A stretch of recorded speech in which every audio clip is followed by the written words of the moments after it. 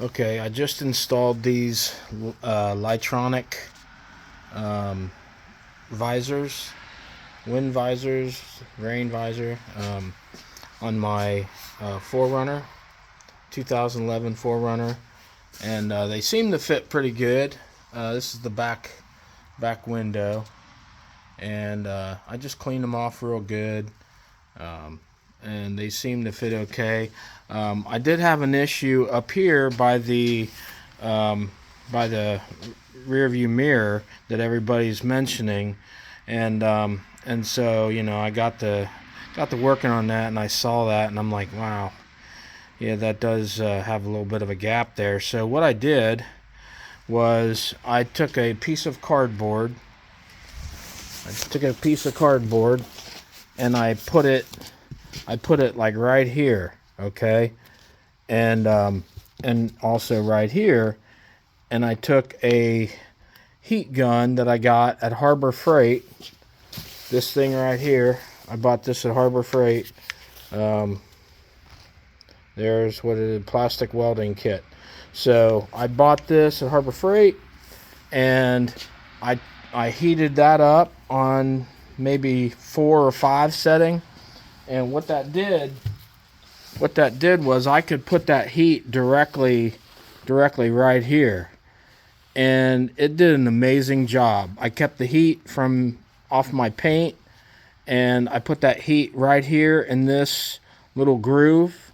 I don't even know if I need to use any silicone. I mean, it made it pretty tight. So that's a fix for that. I'll show you the other side. I did it first, and it helped me to mold that. Now there's a little bit of what looks like a slight wrinkle right here, you can see. But then as soon as I did that, as soon as I heated that up and pushed that down on there real good, as soon as I did that, and this fits really flush here. As soon as I did that, I took a microfiber towel so I didn't have to touch it, and I just pressed that down. I used to work in plastics, so plastics, when the molds come out, they can tend to warp, and they may not fit just perfectly. So if you use something like I did, just to heat that little section up, and then you block this from getting any heat and protect your paint. This here, I don't think it had any bearing on it, but I just put it right directly here and here, and then I pressed that down real good and let it cool while I was holding on it, and seems to have done a pretty good job. Let me show you here on this side, right? Yeah, it's right there, and I think that it did a pretty good job of not leaving a gap.